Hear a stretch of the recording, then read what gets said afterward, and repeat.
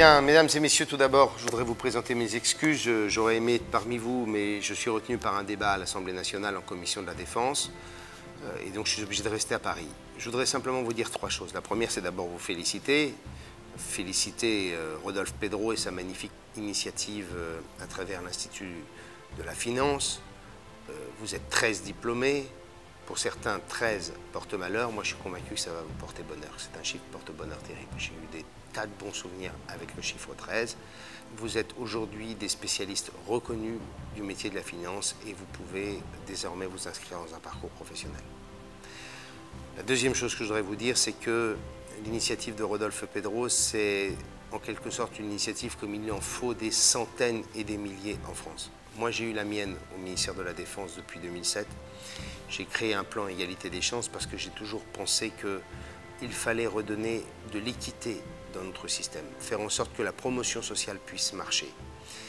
Issu de milieux modestes, je sais ce que représentent ces plafonds, ces barrières, ces frontières que nous avons à passer quand on n'est pas issu des milieux favorisés avec le même bagage culturel, le même bagage sémantique et la même dialectique.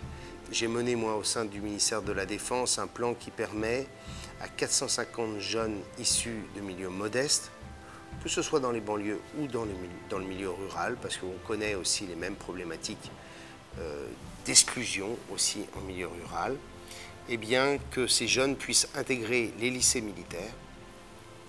Et grâce à l'excellence des lycées militaires, grâce à l'encadrement, grâce à la capacité de pouvoir rester 7 jours sur 7 en internat si on le souhaite, eh bien ces jeunes sont en mesure de pouvoir ensuite réussir les meilleures écoles et les meilleures universités françaises. Et puis j'ai aussi créé des classes passerelles, c'est-à-dire des classes après le bac, de jeunes qui ont besoin simplement d'avoir les codes, les cultures, les mots, leur permettant ensuite de faire des classes prépa pour pouvoir rentrer dans les plus grandes écoles de la République. Et j'ai fait dernièrement la promotion de Polytechnique et j'ai eu le premier jeune issu de mes classes passerelles.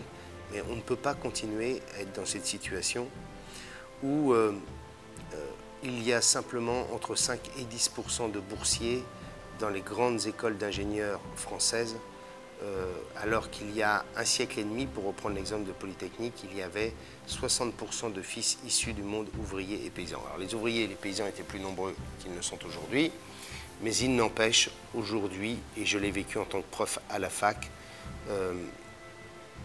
la question de l'équité, de l'équilibre des chances, c'est un des grands sujets de la société française. Et puis la troisième chose que je voudrais vous dire, parce que je sais que vous êtes pour l'essentiel issus des quartiers difficiles et du monde de la banlieue, c'est que moi j'ai envie de porter un autre message. Aujourd'hui, le message qu'on veut porter ou qu'on porte, c'est le message des difficultés des banlieues à travers les camions de pompiers caillassés, les voitures brûlées, les trafics, le deal de drogue. Et bien moi j'ai beaucoup été dans les banlieues ces derniers mois, je l'ai fait sans presse, sans médias, mais j'étais à l'écoute et j'ai essayé de comprendre. Et j'ai compris une chose, c'est que d'abord il y avait une question centrale qui était celle de la reconnaissance, de faire en sorte qu'on considère que dans les quartiers, dans les banlieues, il y a des talents extraordinaires, une énergie, une envie de consommer, une envie de gagner. Et j'ai même découvert à Bondy quelque chose que la société française tout entière devrait savoir. C'est que l'administration américaine est en train de procéder au recrutement de nos jeunes des quartiers issus des universités et des écoles pour aller travailler dans des sociétés américaines, parce que dans un monde global, quand on a 2 cultures, quand on a 3 langues, si on parle l'anglais, bien c'est plus facile d'aller vendre un produit pour une société que lorsqu'on n'a qu'une seule culture. Bien moi je voudrais que la société française porte l'idée qu'il y a là une source d'énergie, de talent, de réussite, d'ambition extraordinaire, et que les banlieues et les quartiers sont les premiers à souffrir des deals, de la violence, qui les stigmatisent encore un peu plus. Et ce message-là, eh bien, vous le porterez à votre tour. Vous avez réussi cette école, vous êtes aujourd'hui des diplômés, vous avez une capacité de vous intégrer dans les meilleures entreprises. Eh bien, portez le message que ce que vous avez réussi à titre personnel, d'autres peuvent le réussir de façon beaucoup plus massive que nous ne le connaissons aujourd'hui. En quelque sorte, votre exemple, c'est l'exemple de ce que la France tout entière doit réussir. Bravo à vous tous et bonne journée.